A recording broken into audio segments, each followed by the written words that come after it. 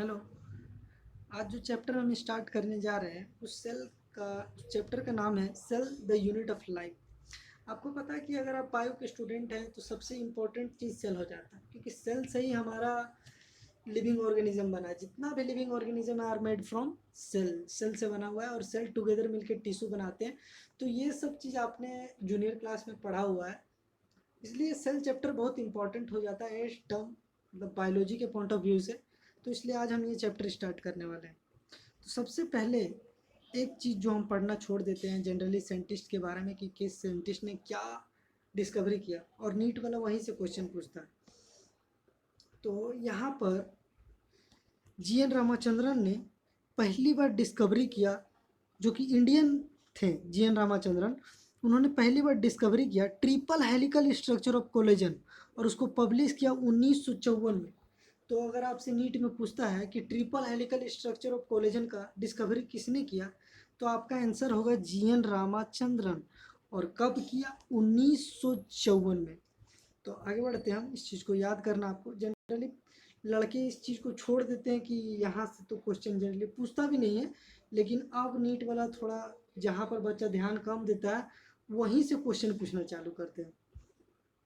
तो स्टार्ट करते हैं हम अब सेल से कि व्हाट इज सेल, सेल क्या है।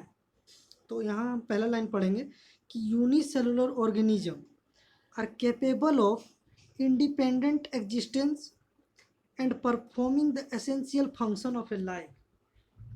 जितना भी यूनिसेलुलर ऑर्गेनिज्म है वो कैपेबल है इंडिपेंडेंट एग्जिस्टेंस है उसका। अब आप लोग को समझना है कि इंडिपेंडेंट और डिपेंडेंट में क्या अंतर है। तो इंडिपेंडेंट हम उसको कहते हैं जो किसी के ऊपर निर्भर नहीं, और डिपेंडेंट हम उसको कहते हैं जो किसी के ऊपर निर्भर है। अब हम इसका कोई एग्जांपल लें तो जैसे अभी हम लोग अपना माँ बाप के ऊपर डिपेंडेंट है कि माँ बाप पैसा देगा तब खाना खाएंगे, कपड़ा पहनेंगे, मोबाइल चलाएंगे, और जो भी काम करना है वो सब करेंगे। वहीं जब एक समय आएगा कि हम लोग खुद से कमाने लगेंगे, खुद से अपना डिसीजन लेने लगेंगे, तो वो समय होगा जब हम लोग इंडिपेंडेंट हो जाएंगे। तो वही चीज़ है यहाँ पर कि इंडिपेंडेंट एग्जिस्टेंस है, किसी के ऊपर निर्भर नहीं है, अपना खुद का एग्जिस्टेंस है। और नेक्स्ट लाइन जो है मेरा कि performing the essential function of the life. जितना भी एसेंशियल फंक्शन है लाइफ का वो परफॉर्म करता है, जो जरूरी फंक्शन है वो परफॉर्म करता है। Cell is the fundamental structural and functional unit of all living organism. ये चीज़ तो आप बचपन से पढ़ते आ रहे कि सेल जो है fundamental structural and functional unit है लाइफ का। अब आगे जो चीज़ इंपॉर्टेंट है उसको हम लोग पढ़ेंगे कि Anton van Leeuwenhoek first saw and described live cell. जो एंटन वेन लियोनहुक थे उन्होंने पहली बार लाइव सेल को देखा था और उसका डिस्कवरी किया था। अब बच्चा यहाँ क्या कंफ्यूज हो जाता है कि हम लोग बचपन से ही पढ़ते आ रहे हैं कि सेल का डिस्कवरी कौन किया था, तो हम लोग फट से बोलते हैं कि रोबोट हुक। हाँ, तो रोबोट हुक सेल का डिस्कवरी किया था, लेकिन उन्होंने डेड सेल का डिस्कवरी किया था। और एंटन वेन लियोनहुक ने लाइव सेल का डिस्कवरी, जिंदा सेल का डिस्कवरी किया। तो यहाँ पर नीट कई बार ट्रिक कर देता है और बच्चा लोग गड़बड़ा जाता है कि लिख देता तुरंत रोबोट हुक डिस्कवरी किया था सेल का, लेकिन रोबोट हुक ने डेड सेल का डिस्कवरी किया था। आगे हम लोग देखते हैं कि Robert Brown later discovered the nucleus. Robert Brown जो थे उन्होंने बाद में न्यूक्लियस का डिस्कवरी किया।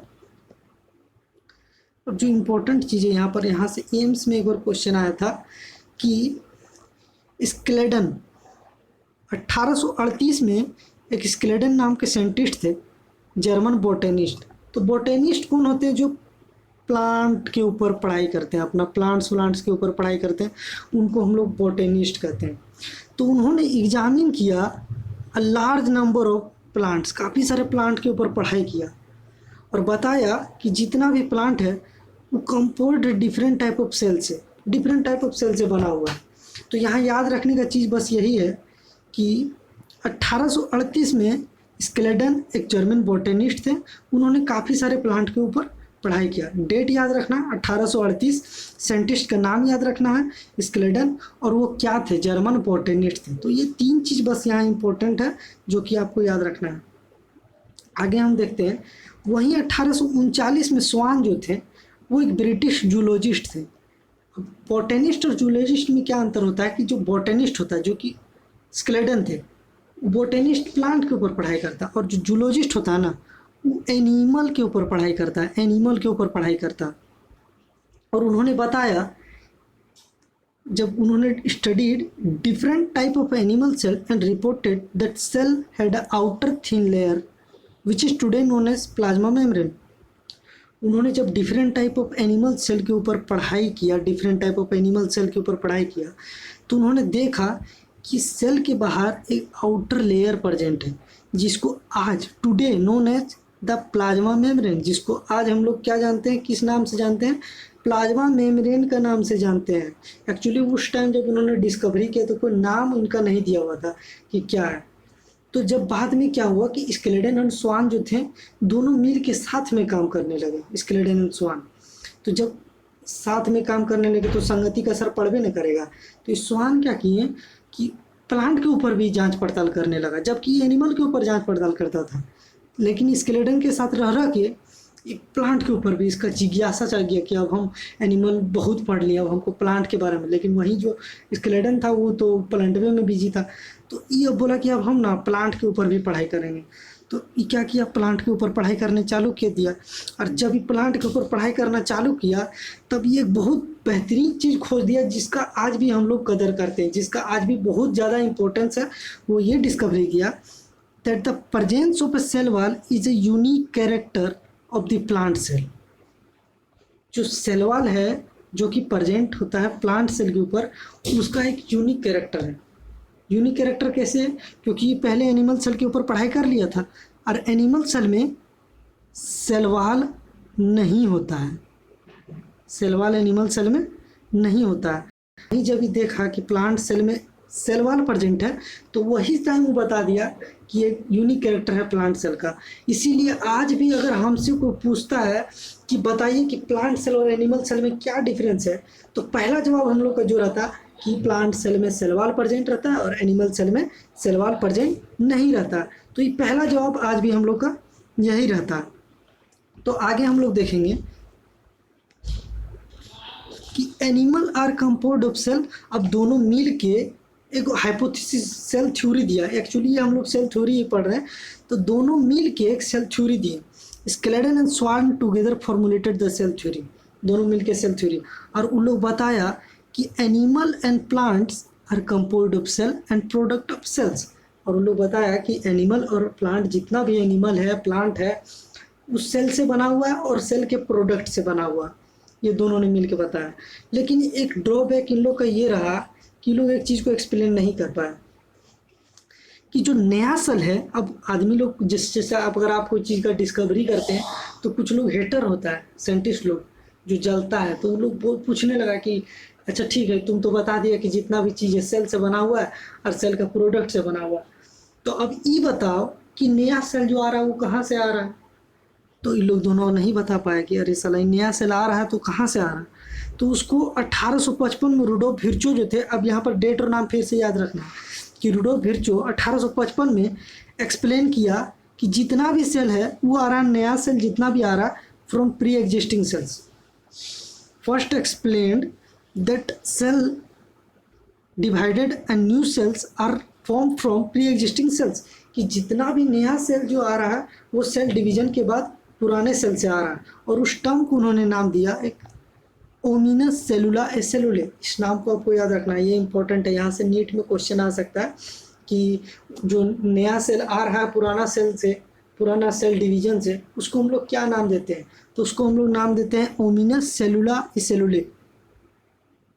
अब इनको तो अब पता चल गया कि सेल आया कहाँ से, आ रही तो पहले बता दिए थे कि सेल जितना भी लिविंग ऑर्गेनिज्म है, हम आप भेड़ बकरी जानवर, सब मेरा सेल से बना हुआ है और सेल का प्रोडक्ट से बना हुआ है।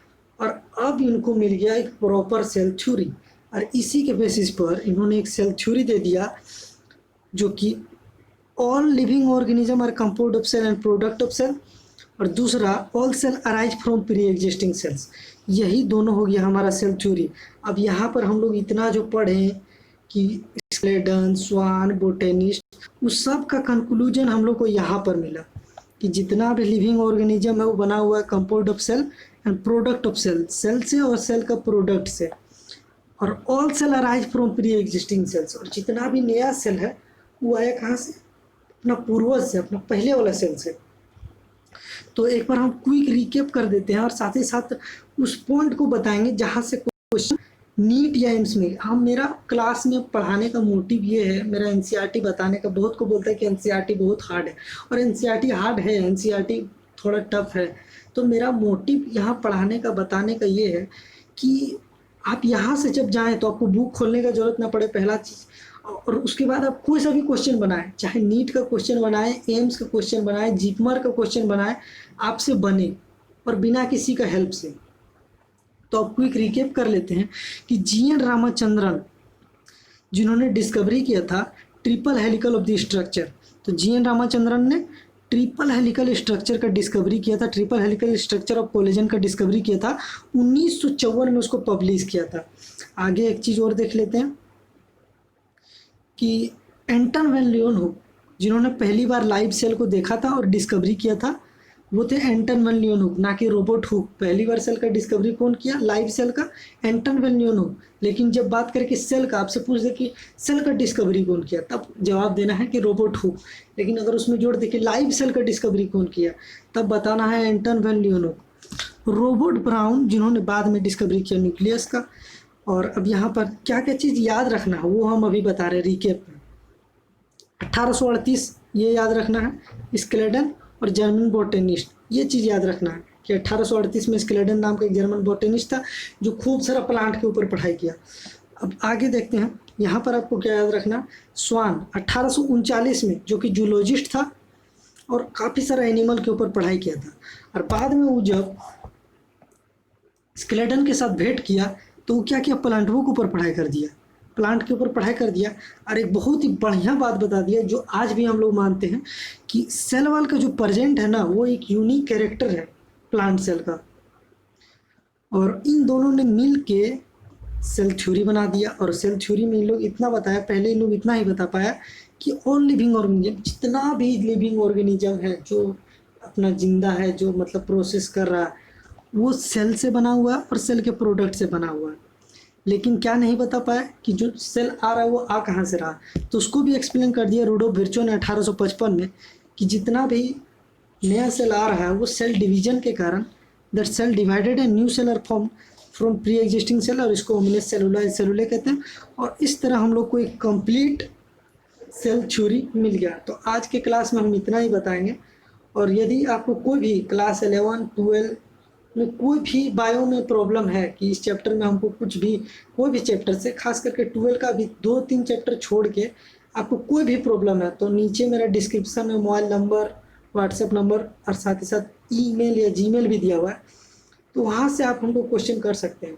हम अपना पूरा कोशिश करेंगे कि आपको बहुत जितना आसान वे में कि मेरा से समझने के बाद आपका कोई भी क्वेश्चन हो, चाहे नीट हो, एम्स हो, जीपमर हो, वो आसानी से सॉल्व हो जाए। That's all, thank you.